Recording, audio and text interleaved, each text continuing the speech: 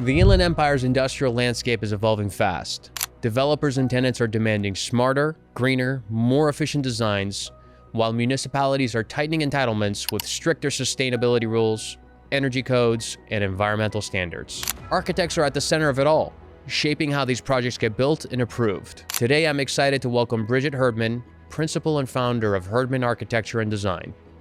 Bridget and her team specialize in commercial and industrial projects across Southern California, bringing deep experience in entitlements, innovative design, and adaptive repositioning for Inland Empire developments like Bridgepoint, Ontario. We'll explore the design trends she's seeing on the front lines and how regulatory requirements are reshaping industrial projects.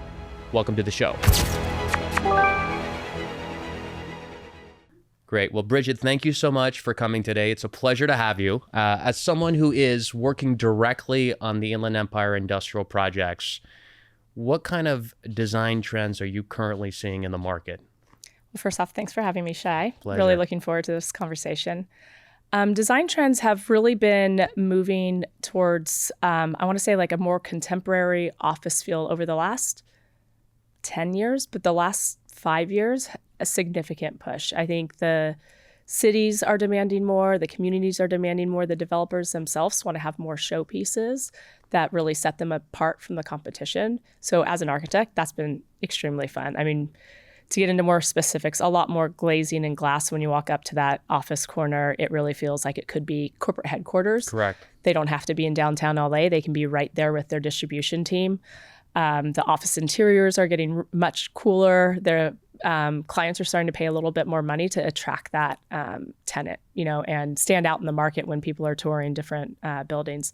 So it's been a lot of fun being in that space as it's gone away from just the traditional carpet and paint and throw some paint on the concrete tilt up and moving into like actually being something that we have to get into the design. I actually have an interior designer that works on our team specifically just for our concrete tilt-up warehouse distribution facilities. So that's been a lot of fun. I mean, it used to be honestly just, I want to say when I started in the industry, concrete, we painted the concrete, storefront, and a tube steel canopy. Now we are applying all sorts of materials. We are using form liners, staining the concrete. We're actually doing little test panels with the subcontractors and getting out there and doing specialty finishes.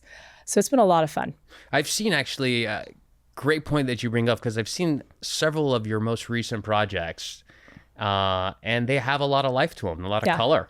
Thank you. I appreciate that you've noticed that. It's really fun when we get a client that comes in and says, please do something different. We don't want to look like our competitor. We want our building to stand out, and not just because we put our logo on it, but that the design really like stands out. And it also makes, their entitlement process with the city easier. When you go in with something that's nice on the eyes and people get excited about the project, that makes the whole process start on the right foot to go through the lengthy process that we have to deal with here in California. So you've been in the business for quite a bit of time. Can you tell us a little bit about your background and the firm that you operate at, Herdman and Architecture? Absolutely. Wanted to be an architect since I was a little kid. My dad's a structural engineer, so he was always exposing me to his projects, and we go look at different projects. So, I mean, I can't remember not wanting to be an architect. And went to Cal Poly SLO. While I was there in college, I met Dennis Hill, who was one of the co-founders of HPA. And I started interning with them all throughout college. And they were nice enough to offer me a position when I graduated. So I worked with them all the way until 2011. It's HPA, it's local, right? There's one in Irvine? Yes. Is that where you started? They are a great industrial team. And I was really grateful for all the time I spent there, thankful for their mentorship and everything I learned.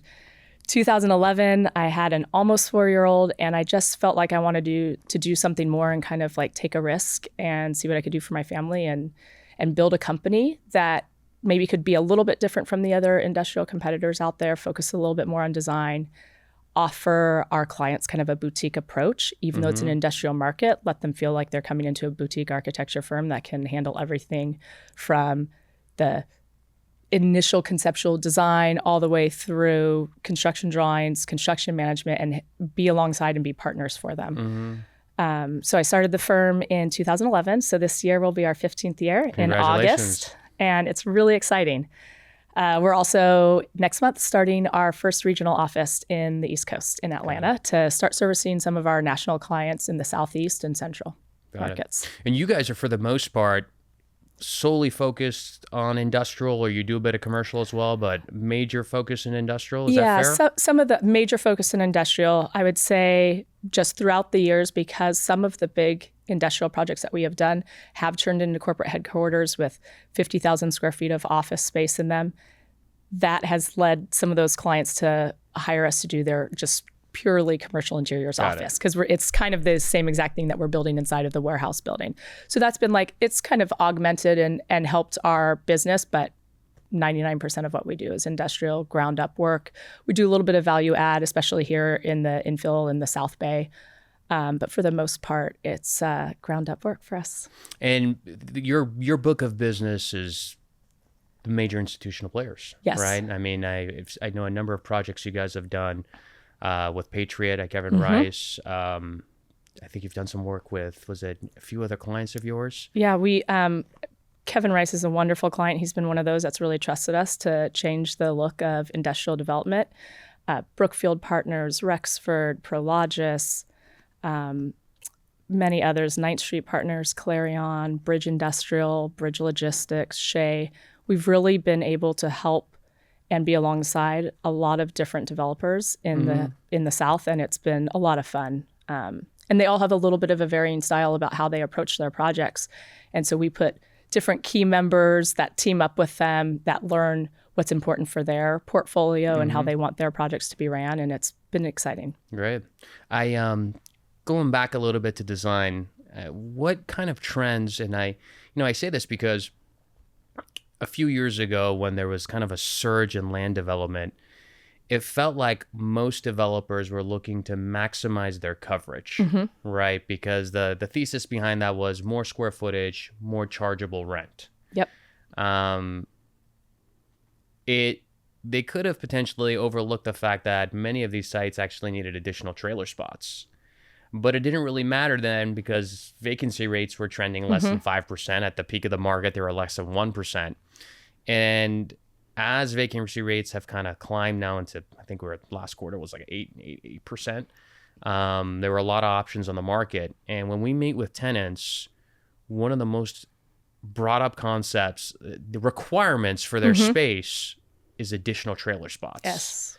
And so using that information, I kind of just want to pivot to what kind of trends are you seeing currently in the market that the tenants are demanding, that in turn leads to developers and so forth implementing in their design? Yeah, we're definitely, whenever possible, incorporating full-size truck courts, 185 feet, so you are getting full truck trailer parking across from the dock doors.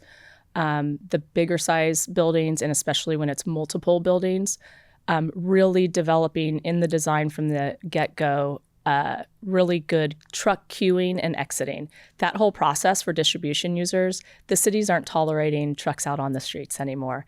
And to get things approved, you need to have all of that stuff happening on site. So really accommodating that and thinking about, and having the flexibility, because you don't know who the end user is. Correct. How are they going to control security and access in and out of their sites? How many trucks should we be thinking about accommodating, queuing, going through that security, and then again, leaving. And so that all of that circulation on site contained is really important.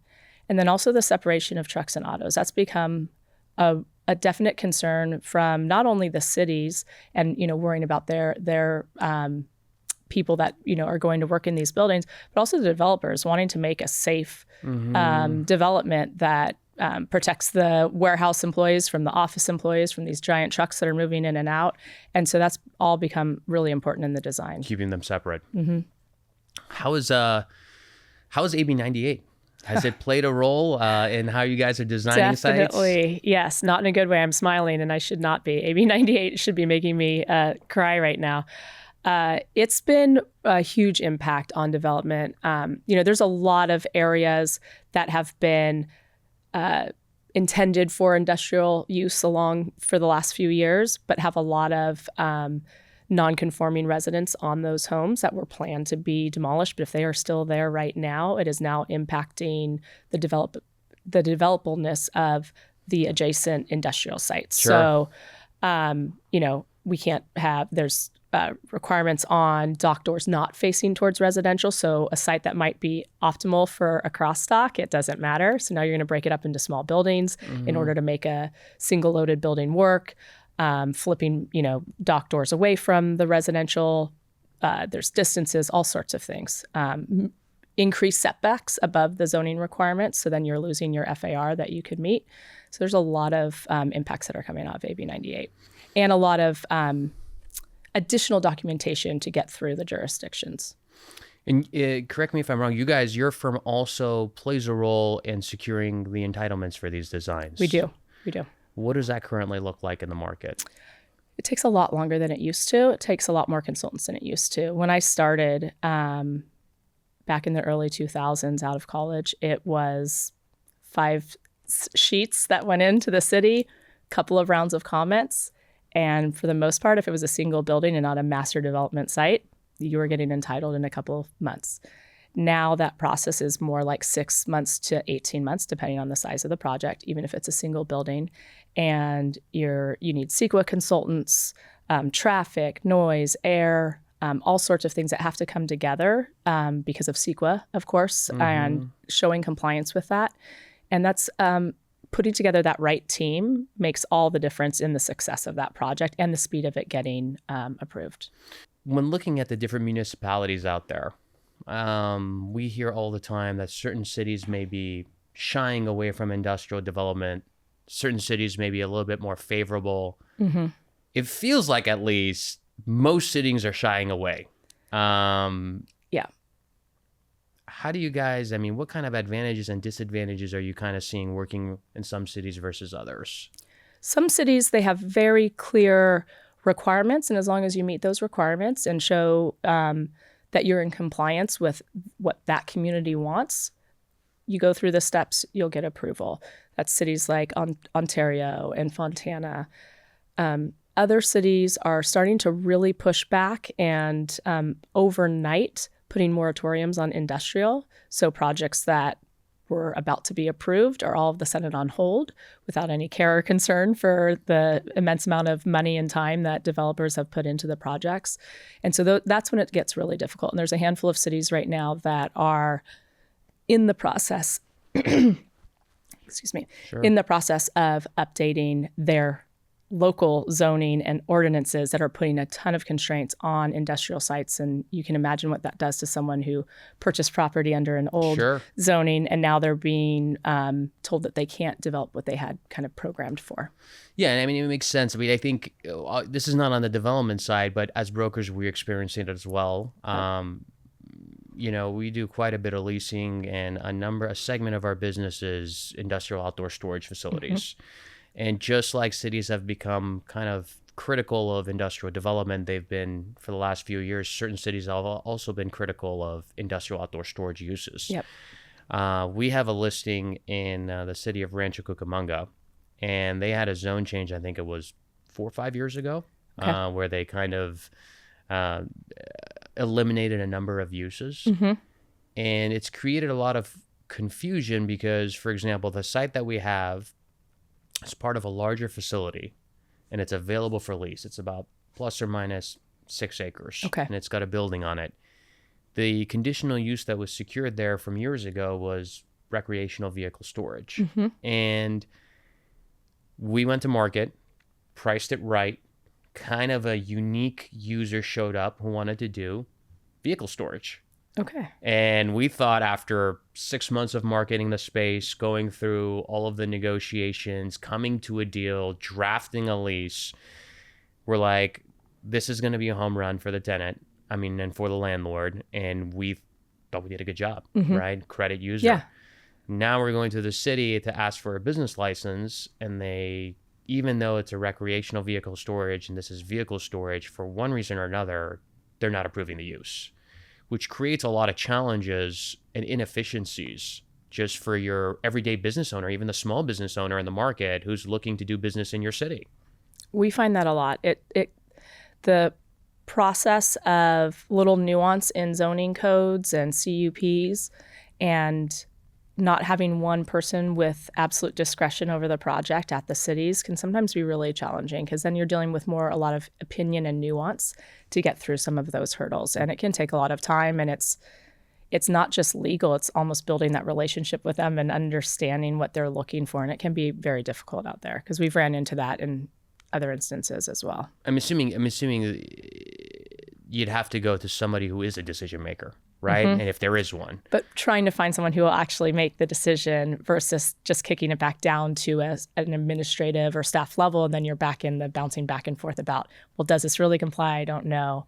And that can take months to iron that out. A quick note for our listeners. If you're an owner, asset manager, or leasing manager with a 100,000 plus square foot building in vacancy coming up in the next 18 months, I'd love to talk. A lot of assets in this market have been represented by the same legacy brokers for years. Sometimes that works, and sometimes it doesn't. If you're ready for a fresh, aggressive approach to reposition and market your property, please contact us. I'm Shy Assar with Voight Real Estate Services, and let's add value to your portfolio. On the subject of community concerns, right? I mean, there's a lot of constituents in different cities have also kind of pushed back on industrial development. And I think it looks like the cities have then required developers to make, I don't know what the right word is, maybe not concessions, but some alterations to their designs to accommodate the neighboring surrounding areas. Can you kind of speak to what you're witnessing in the market and what are some examples that you guys have been able to overcome those challenges? Yep. We're definitely seeing that across the board. It's been increasing, and not all of it for wrong reasons. I think there was some times where there was just not enough zoning codes, and so industrial was being built right next to a new development neighborhood and schools. So there's some good behind it, but in other cases, I feel like it's gone really far past what it needs to be. But ways that we've worked with it when we've come up with these challenges, gone to planning commission, and even though we're meeting all the zoning codes, get churned down. So we go back to the table, what can we do to make this community happy and want this project? And a lot of times it comes to increased setbacks, buffering things with landscape so they feel like they're not up against a concrete wall. They've got maybe more of a park-like setting. Articulation on the building, like adding more windows so it feels more office-y instead of a warehouse. Like that, just generally people seem to like that more, because I think it makes you feel like you're in a community and people when you see glass and windows. For sure. But it's expensive, so we have to do that really, really sparingly, because it can kill a project. These buildings are so huge, small little movements throughout a whole building can really blow a budget quickly. So that's something that we work with our clients closely on to make sure that we're hitting what the community needs so that we can get this thing approved, but also it's still going to work for their budget 6 months down the road when we go into construction. Sure. And is there ever kind of scenarios where that all makes sense, where you have to maybe design a park or something to that extent for the community? Yes, we definitely do a lot of that, where it might not even actually be on the site itself, but we are, or our clients, I should say, are either donating to local boys and girls clubs, building city parks, donating to funds that have community enhancement. So there's a lot of that to help show, good faith that they really want the community to thrive because of this project, and that they're not just taking and making money off of a new development. Sure. What's funny about that is, and obviously this is, I can see how this could be in the greater good of all of the citizens in a city. But on the flip side of that is, for all of the folks who own industrial zone land, it can tremendously impact the value of their land. Yep. The size of the buildings, the cost of construction.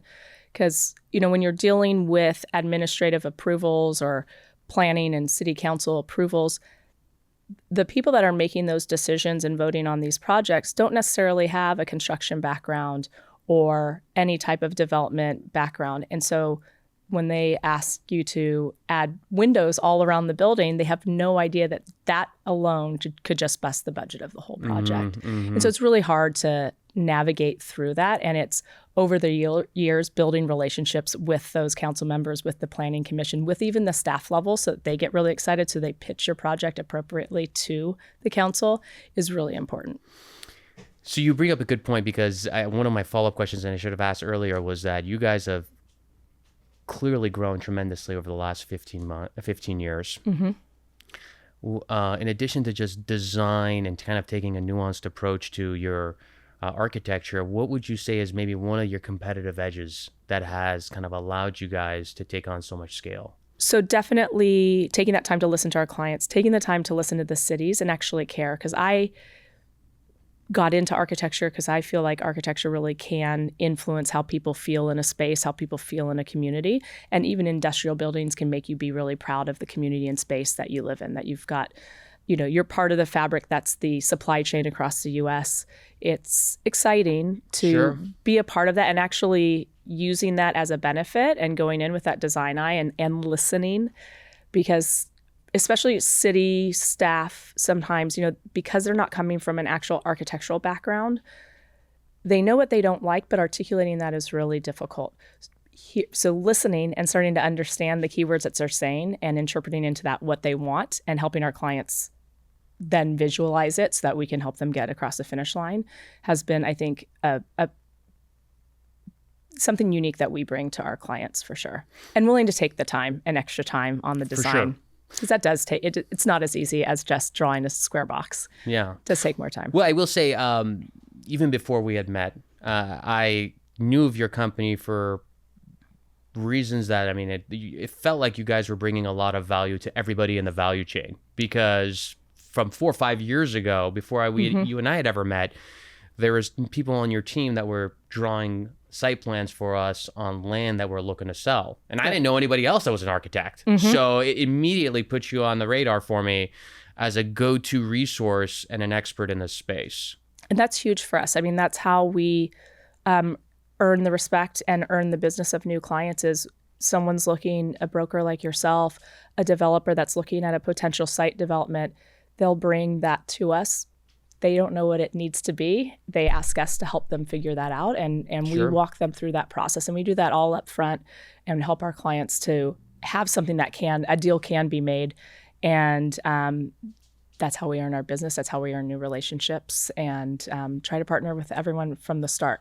It's fun to start with a fresh page and see it from the Google Earth image that we get emailed to do a site plan to, hopefully 2.5, 3 years later, the finished product. Yeah. For sure. On the topic of energy codes, anything new and exciting in that space? Well, I wouldn't say new and exciting, but new, yes. We just had a code change this year. California updates their code every 3 years. So we just entered a new code cycle and more increased solar requirements on industrial buildings. Slightly more. Is that for every building in Southern California? There are a few exceptions that you can get out of it based on the amount of electricity load that the building or project has. So smaller buildings, if you get a specialized consultant, we work with Gaia, they'll do a specialized calc on the building. And if they can get it to calc out and meet the exception in the code, we can eliminate the need for solar or at least the need for battery backup, because that's a really expensive portion of the code requirement. The bigger buildings, you're never going to get out of it 100%. But that's the requirements have increased in this code cycle. But by bigger, we mean north of 100,000 feet. Yeah. And office usually drives it a lot. On the spec side, if you're doing a spec warehouse with a spec office, the smaller the office, the easier you're going to be able to calc out of it. The bigger the office, warehouse lighting, the bigger the building, you're not going to be able, because your draw is going to be too high and you're not going to meet that threshold. You're not going to be able to reduce it below. Okay. EV charging? EV charging, more requirements for that, more requirements for... So for automobile, for trucks as well? Both. Really? So more infrastructure you have to put in for both of those. Wow. It's always a quantity based on parking or dock doors that are part of the project. So those are two of the biggest things. There's small little efficiency ratings went up across the board, but nothing that's a huge impact to the project. Solar and EV are probably the two largest. Let's talk about a project you guys are working on. We actually recently had Eloy on, and we were talking about the project as well. The Brookfield project, multi-phase, multi-million square foot building in Menifee. Yeah. Can you tell us a little bit about this project, how it came together, maybe some challenges you faced through that process, anything that would be insightful to know? Well, first I have to say, Eloy Kova is the king of the IE. He is the king of the IE. He is an amazing cheerleader. We are really thankful for all the work that we get to do alongside him. Very grateful for the sites that he brings our way. Brookfield Menifee Phase 2 We started that project last year, working on entitling to be in compliance with the specific plan that they already have. And right now we're starting the construction phase. So not actual construction, I should back up.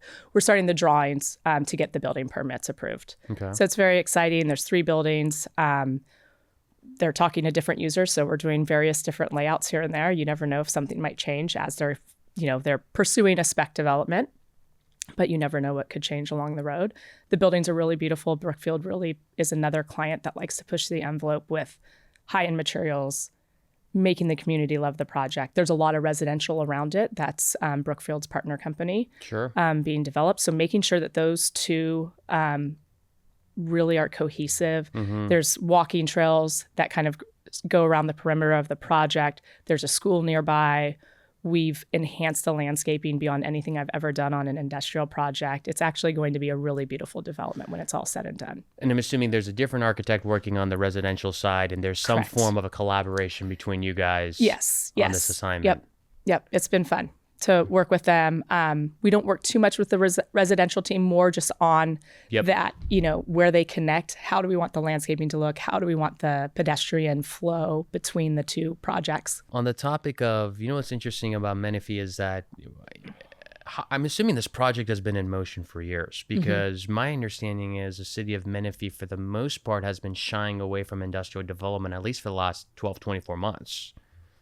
We have several projects in Menifee. Most of them are smaller. We have another one that we've been entitling for Patriot Partners.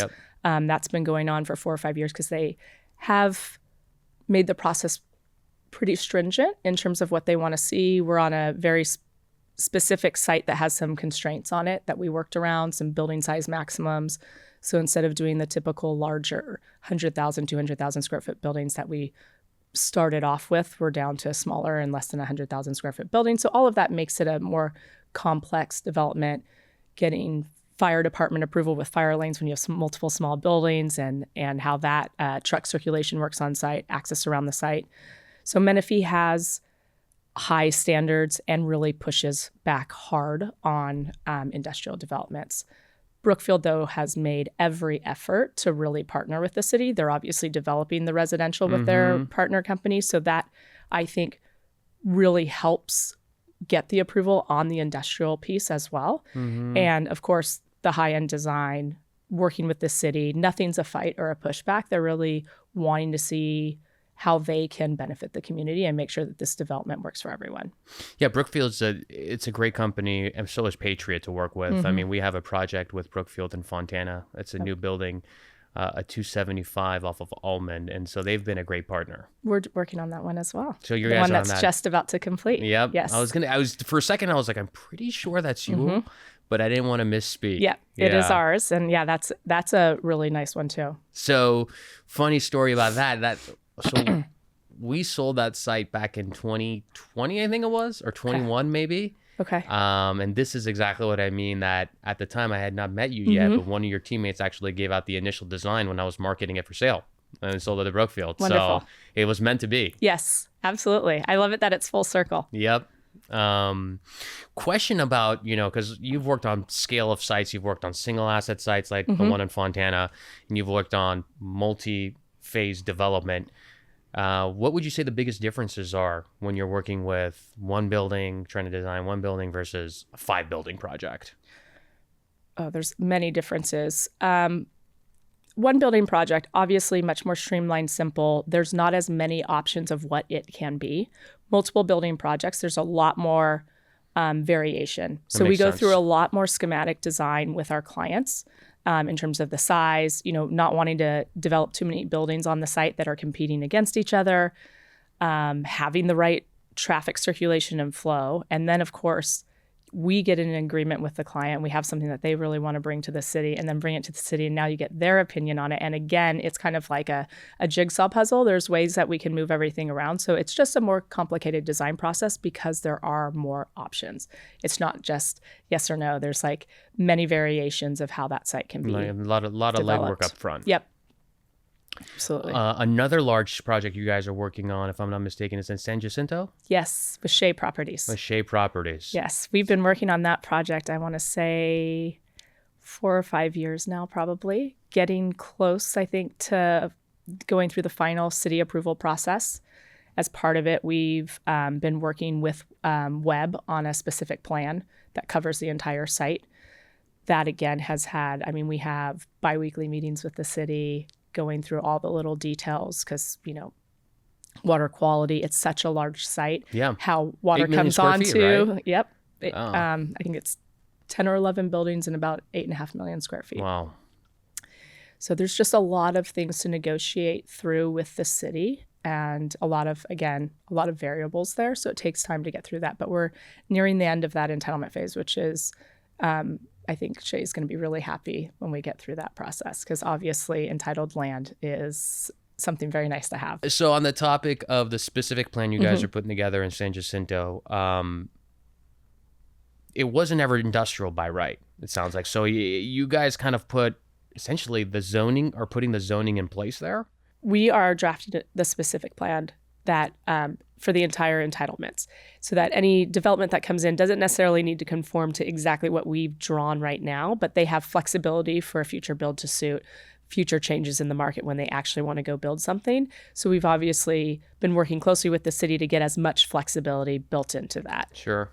And then there's, I'm assuming, other uses and zonings that are allowed in the greater project as well. Yeah, I mean, you know, you go through and you try to accommodate as many things that you think are beneficial for the project and pitch that to the city so that any user that they have that comes in that they want to support, we've got it covered in the specific plan. But some of that does come up to negotiation. The city doesn't always agree on all of the uses that we want to have approved. Got it.